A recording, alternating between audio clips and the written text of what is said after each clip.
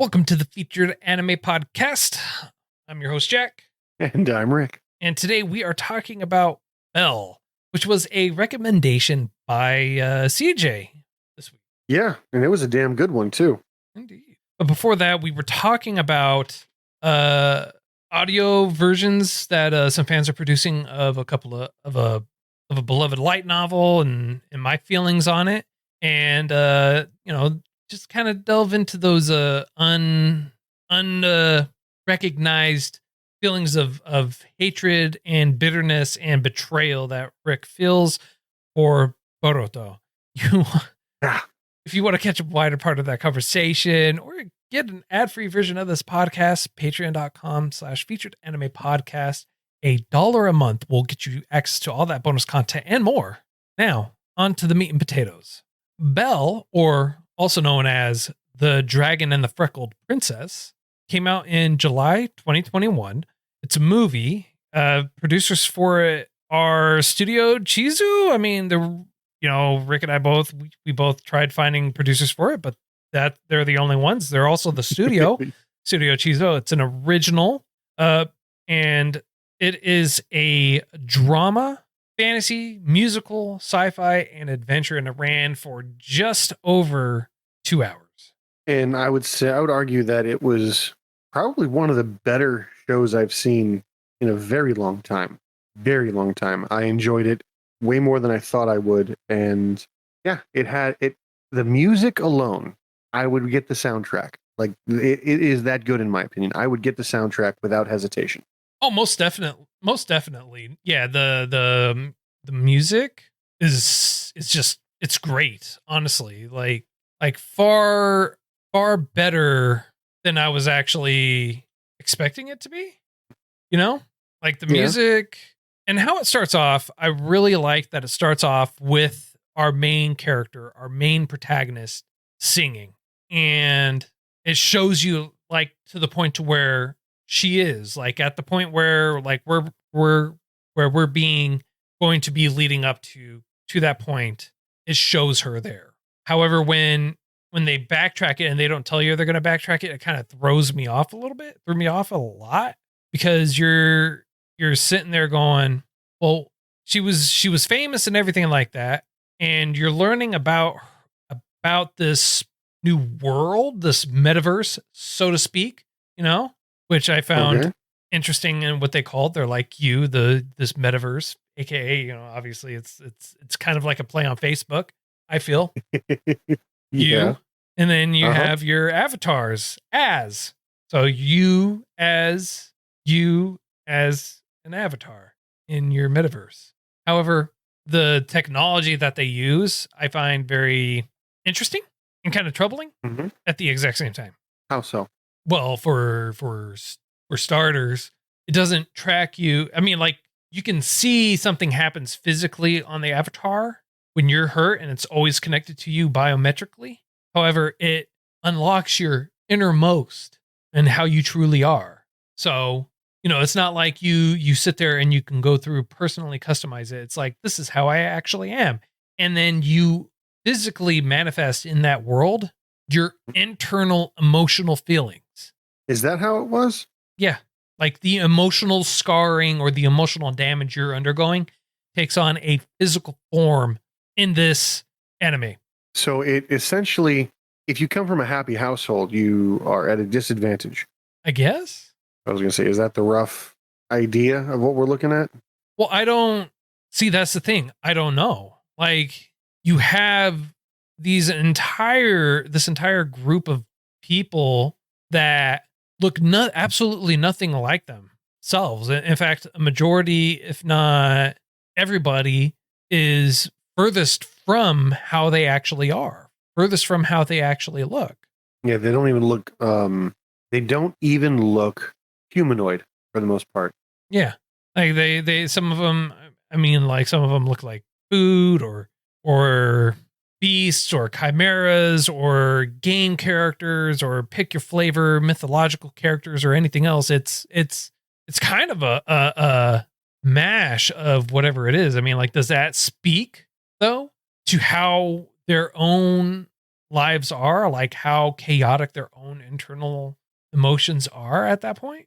I can only imagine that, yes, that's exactly what happens. Because no matter which way you try to like, no matter which way you try to, I guess, slice the pie, so to speak, it it means that no one really feels human. It means that it gives you the impression that there are many things wrong with how things are going, and no matter what you feel on the inside, you project something else on the outside. Yeah. Like the guy who probably says that, oh yeah, I'm fine out in the world over there, who's dealing with baggage and all this extra crap that we don't see. And it goes back to those T-shirts of being like, "Don't judge me. You couldn't survive half the crap I've gone through," or something like that. Some self-gratifying, "I suffered more than you," Yeah. mentality. And at times it's beneficial. It is 100% beneficial to some people to be like, "No, no, I'm tougher than you because I've done that." But at the same time, like I don't really see it as a competition. And here, with what they're doing in this the alternate world, it's kind of like a competition because the most standoutish people are the ones with the most emotional baggage. The people who are getting the most focus necessarily aren't the ones who need it. If that not necessarily need it, but like for example, let's say I've got extreme anxiety for public speaking, and they give Well, me an amazing voice. Well, it's not that. So they're not doing that. You're not going beyond your vocal range, right? So for the main character, extreme anxiety is exactly what she's going through. However, it's not giving her a great voice. She has a great voice. She just outside of that world lacks the confidence to be able to sing because of whatever the past happened for her, and in this case, her mother dying and her being a witness to that. Yeah, that right there is trauma to begin with. Exactly. So she stopped singing because her mother was very musical. Her mother, was a very, very strong focal point for her. And how she really connected with her mother was with music.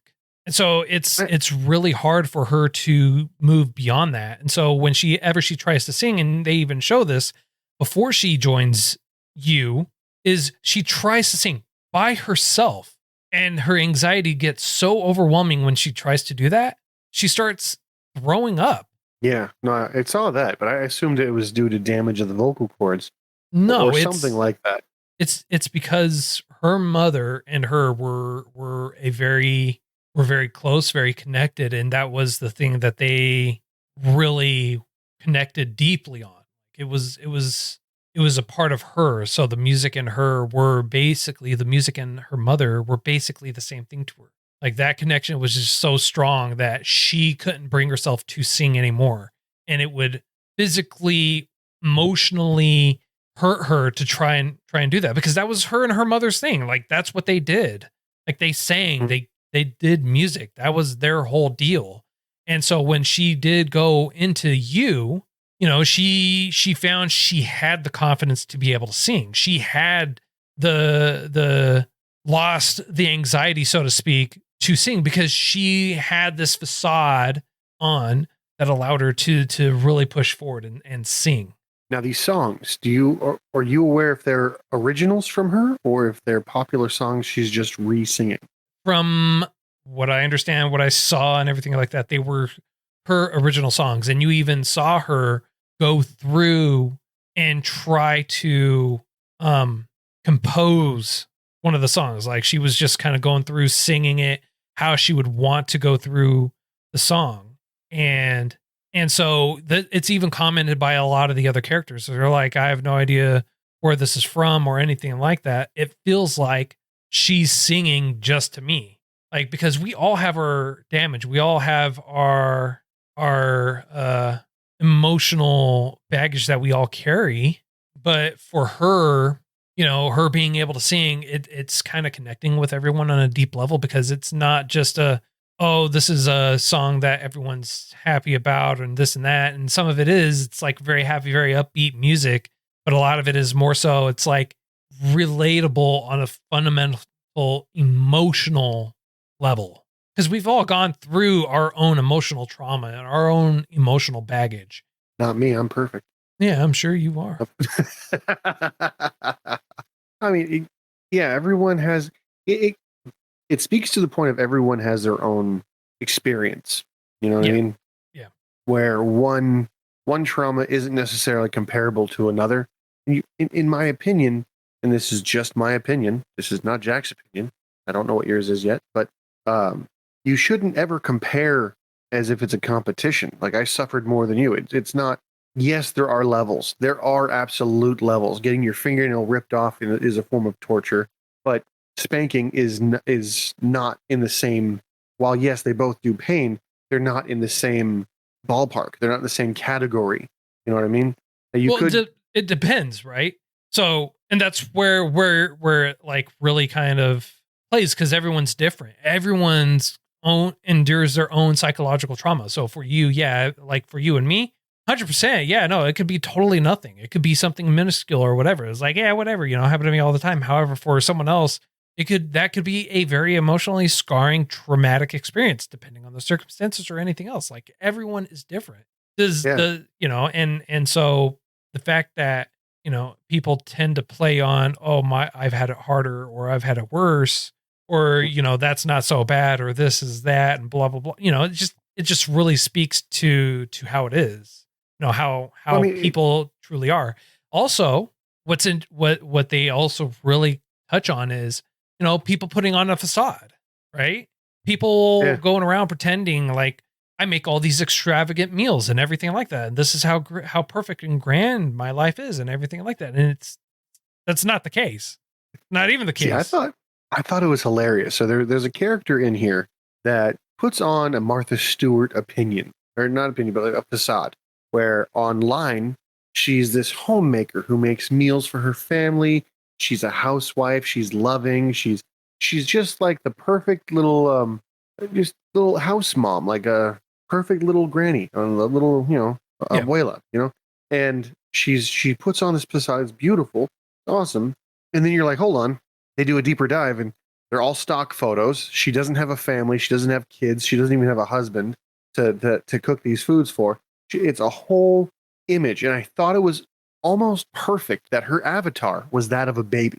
Well, and they even comment on that in the anime as well. Yeah, like they comment on her avatar being a baby is like, this is how you really are. You're nothing but a child. You're nothing but a baby, and you whine when you don't get your way or this and that. And it's like for someone who quote unquote cooks or anything like that all the time, sure do have Uber Eats come to your house an awful lot.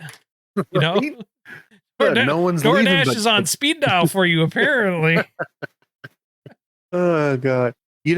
I wonder if we were ever to do something like, not we, but like if the world ever had technology like this where you could go into a game and it would expose your true psyche, like your true mind and how it is. That would be a trip. I know a few people who would show up and be absolute predators, just straight up ruthless. But I also know people who portray that and would show up and be like newborn babes. Right? Yep. Well, the other thing is too, right? A lot of people automatically assume the worst when it comes to a lot of people, or Yeah. depending on how they act. So they portray a famous athlete. They're saying, "Oh, he's very angry, or this and that, and he has a whole bunch of, he doesn't always show his skin because of X, Y, or Z, or whatever like that." And then it's like, it gets to a point to where he's like, "Hey, you know what? I'm really tired of people, saying all these things about me. Well, This isn't true at all. And he takes off his shirt and you see all these scars. yeah. It's like, I was not healthy. I was actually really sick. I went through a lot growing up and I want to serve as a role model for all these kids. Yeah. And this is why I'm afraid to show my skin. And it's because of this and that. Dude, that baseball player is probably one of the most wholesome characters in the show, in the movie. Yeah. And it is, I'm genuinely curious what kind of character he would portray if he signed in. And the reason why they were even speculating that he might be a big bad character is in this, someone is the wolf. Someone is this dragon. Was it a dragon? Yeah. I mean, that's what the subtitle says, but that's what they called him. And that's even the name of the movie. It's the dragon and the Purple Princess. Sometimes they called him the beast and stuff like that. Well, yeah, because it's a play on Beauty and the Beast. How he entered the picture Yeah. during the movie was while she was singing, and Yep. And he burst in fighting a bunch of people. right, And very much like holy crap, he could fight. right, very much like a beast. Now we don't know it. I mean, like I would assume that it's fair to say that that's not how he can really fight in real life. Oh, That is absolutely not. So, however, it goes. You turn your pain and you turn your trauma into power in this world, and he looks grotesque, bruises all over his back, everything like that, and it is unfortunate when we find out why, but the way things go, and he's just this fierce animalistic thing that doesn't trust anybody, and for a reason. it made for a reason, for 100% a reason. I would say while it is a valid reason, it's a misguided reason. Yes, but I understand that when you're used to getting hit, a hug is very scary. yes, and it's not that he was physically abused. That we know. He might have been. That's why I said that we know of. Right? We just know that the character who ultimately is playing the dragon and leads up to it, you find out that it's a person that is being emotionally abused. And I thought it was physical at one point in time. No, the reason why you're seeing the bruises appear on the back and the point when on his avatar anyways, and why I say that it's emotionally showing up on there, how you are emotionally, is because when he's enduring it and he's sitting there talking, he's arching his back like he's enduring these beaten. Yeah, while he's taking the damage, so to speak, for his younger sibling, who is ultimately not able to understand or comprehend what's going on. Yeah. And he definitely takes on the big brother role, and I think they animated that portion of family very well, because I am the oldest of 5, and I've had to deal with crap so my siblings wouldn't. Now, not to say that my parents were bad people; they're wonderful people, but being the oldest, I'm a guinea pig. Yeah, they don't. No one. There's no manual to help teach you how to raise a kid. Right. But right. Trial and error. Right. Or given the circumstances or anything that happens. I mean, I mean, you and I. 2020. Hindsight is 2020, and you and I both know I've undergone my own share of trials.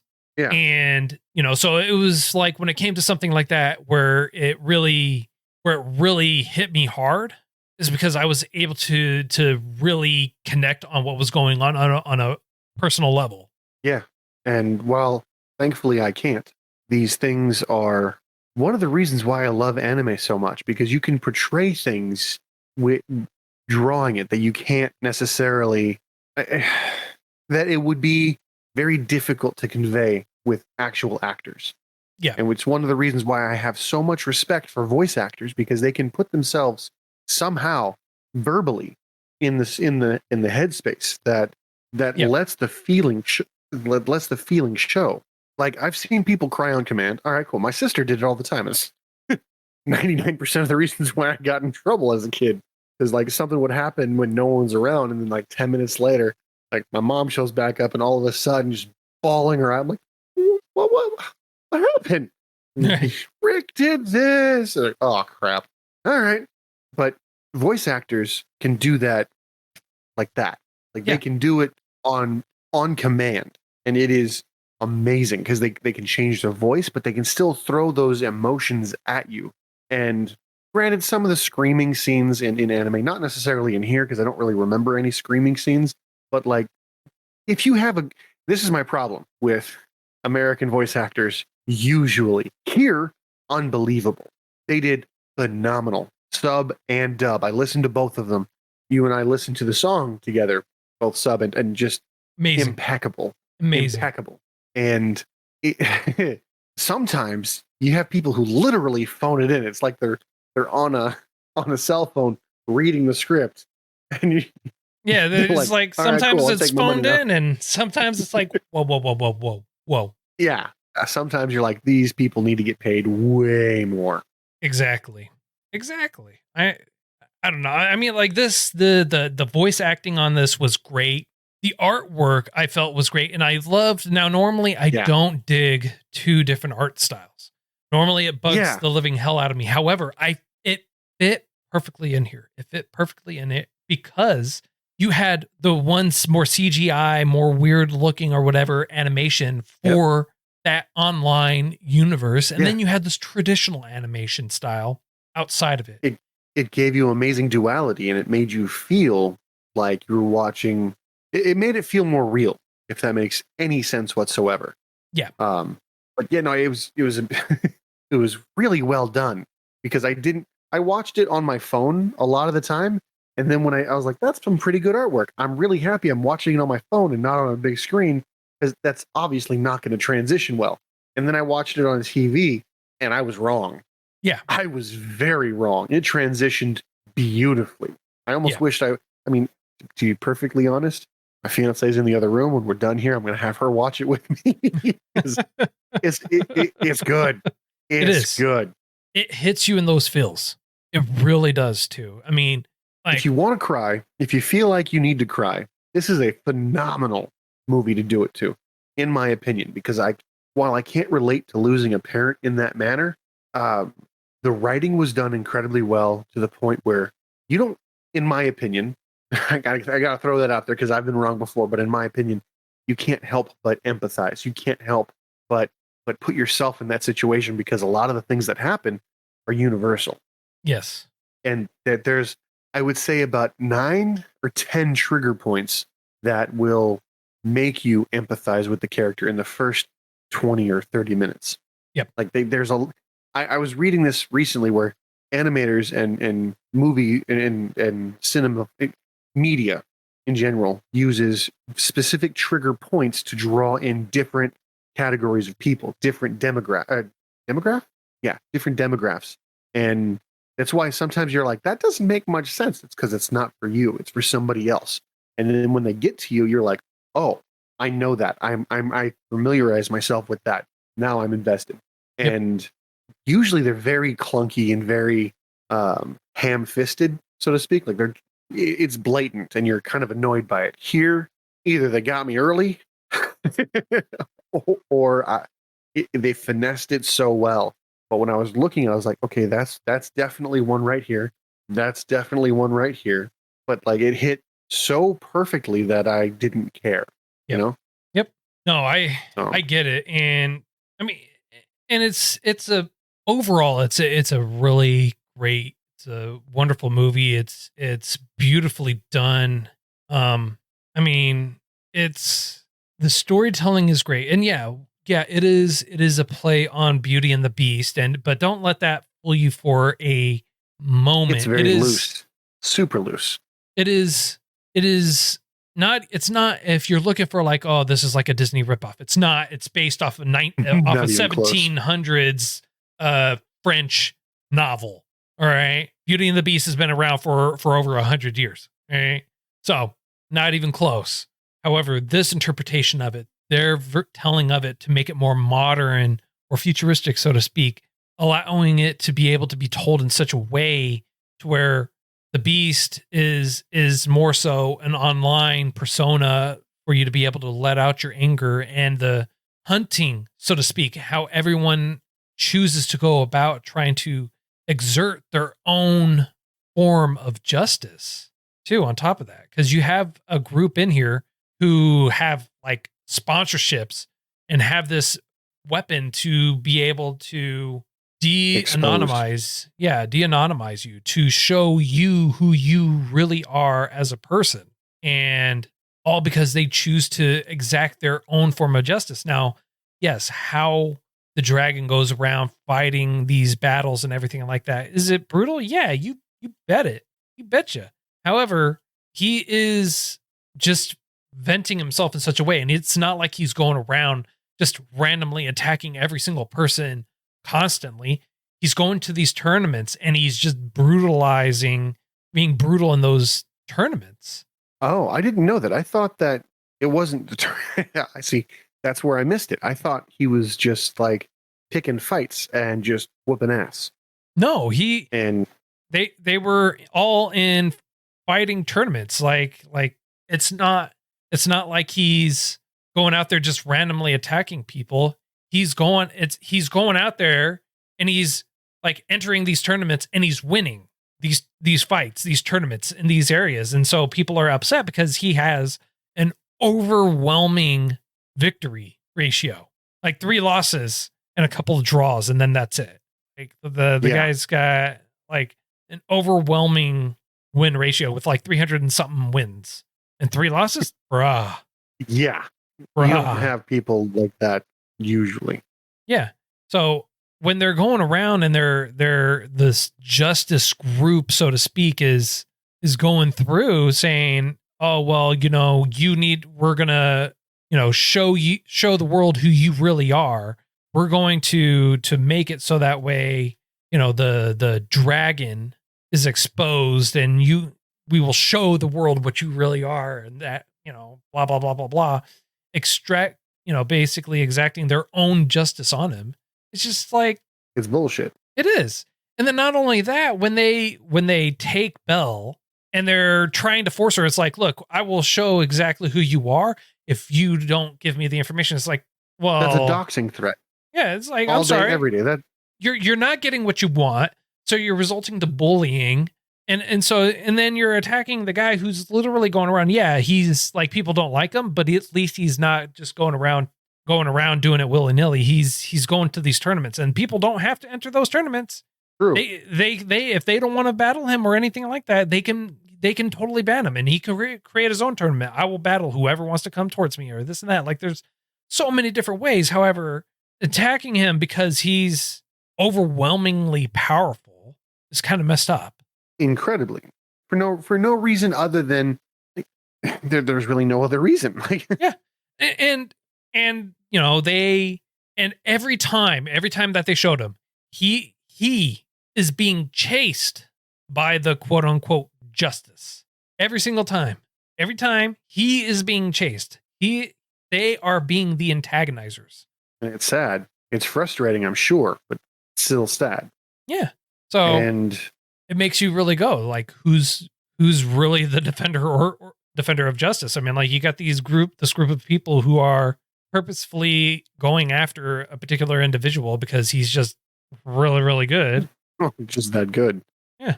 Or the people that are attacking him because of it. It's unfortunate and it sucks because these things happen all the time. But at least in this game, they happen all the time. And you have, I assume, bystanders who just look the other way or don't want to get involved because the main guy here has a shit ton of sponsors. Yeah. And I don't know what analogy they were trying to portray with it, but it definitely seemed like Gaston here had the love of, let's call it, the community. And because he was forthright and looked justified, that everyone was like, oh, that must be him. You know what I mean? I originally thought that he was one of the other main characters. Yeah. Super happy on the outcome on that one, by the way. Right? Yeah, me too. But yeah, I mean, unfortunately, you're gonna have to sink or swim, I guess would be the easiest way to put it, Yeah. But no, I get it. I do. It's this, the one of the things that I find great is that Gaston, so the Gaston in this gets the end results, gets his just desserts. Exactly, yeah. And that was nice. His trump card, I'm going to expose you to Belle. Like, oh, I'm going to expose who you really are, and then you're going to lose all your fame and this and that, and no one's going to care about you anymore, and this and that, Yeah. blah, blah, blah, blah, blah. Dick move. Right. Ultimately, she exposes herself to gain the trust of someone to help them. And she puts it aside and shows everyone, I'm a normal girl. And even one of the other more famous people in the show, Paige, I think is what her name was. Yeah, I think. That she even says, she's just a normal girl like me. Like, yeah, it's like, you know what? Hey, you have this facade. Everyone has a facade or anything like that they're portraying. But at the end of the day, we're all the same. I mean, yeah. And I want to say that the way that everything was built up where the beast was living. He was like off grid. It wasn't like he was part of the community. He was incredibly hard to find, but he had AI hiding him. Yeah. I never understood why that was. I couldn't quite figure out why the AI was willing to help him, and specifically willing to help Belle. They were willing to help him hide, and they were willing to help Belle locate him. Right. Because everyone else was also looking for him. They weren't helping anybody with that. So, well, at first the AI was trying to hide, were trying to hinder her, and then there was one, and I'm assuming it wasn't an AI, started helping her. You think it was his brother? Probably. That's an interesting concept, actually. Because of how that character was, didn't say anything, didn't do anything, and how the dragon reacting around it. Yo, that makes total sense. That makes 100% total sense. He was all about protecting his little brother in the fashion that he could.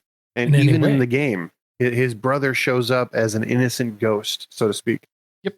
Wow. That's deep. That's real deep. Huh. Super cool. Don't get me wrong. I like the fact that even after everything is done, after I've seen it multiple times and plan on seeing it again, I'm still, after talking with you, as we usually do, I'm still seeing new stuff. That's amazing. Yep. No, it's amazing. It's a great movie, and there's so much. Honestly, there's so much that goes on in it that like you'll inevitably miss things the first time, second time, third time, fourth time. Yeah. And if nothing else, the soundtrack is amazing. It is. I highly both subbed and dubbed. Yeah. Well, I was going to say, if I had any say so in you as the listeners viewing option, watch it both subbed and dubbed. It's not necessarily different. The words are different. Like some of the words, some of the phrasing definitely gives you a different impression, at least at first. But the overall message is the same.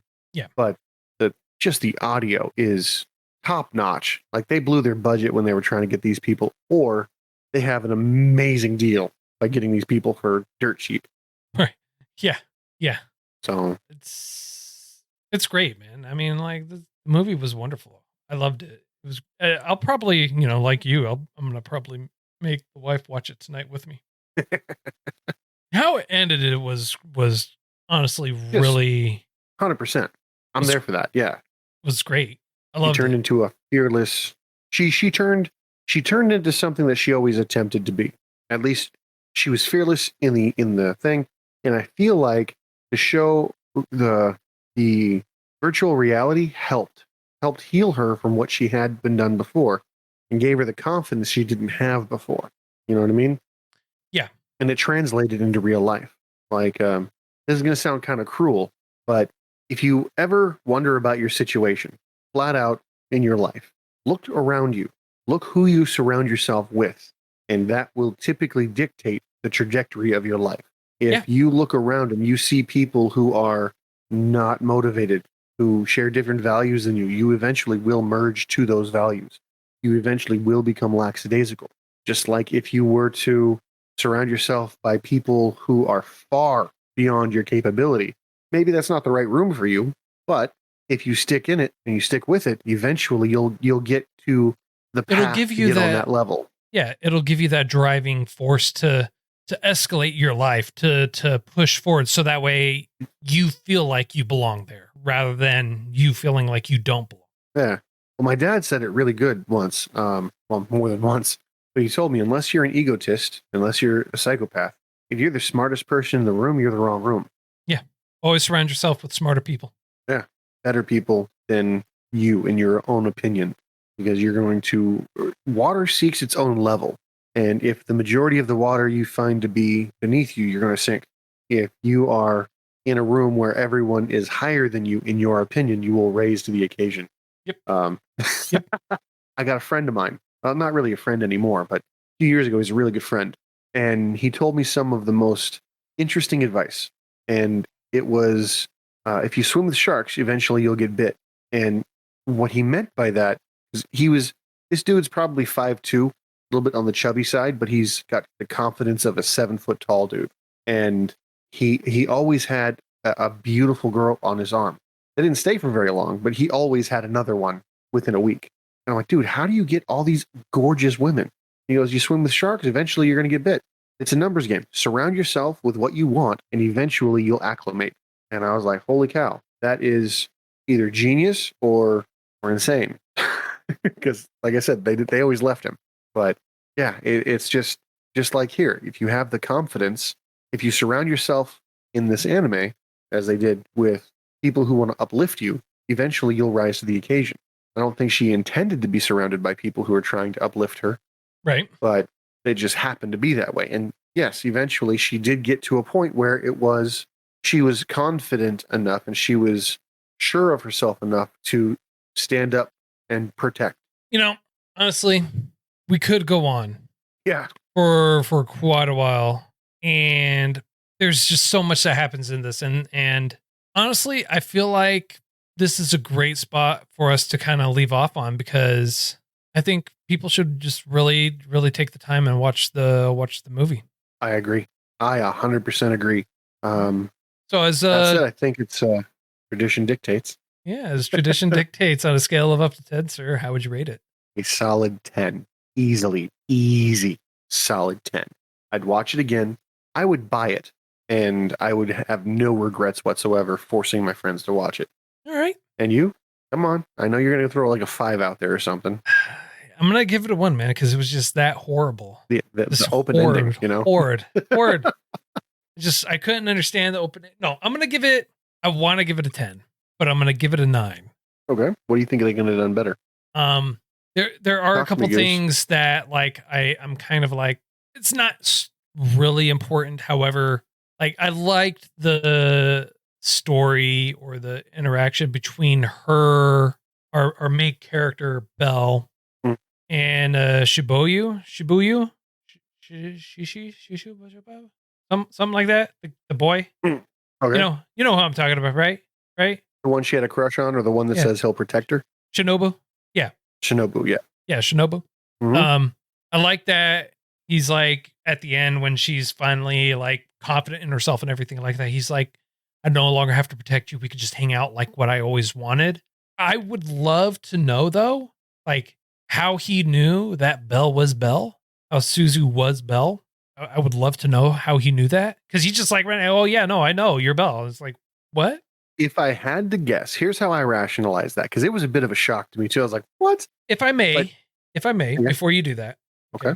Like my suspicion is how he knew that she was Belle was because while she was walking along the coast, she was singing a new song and dancing and twirling.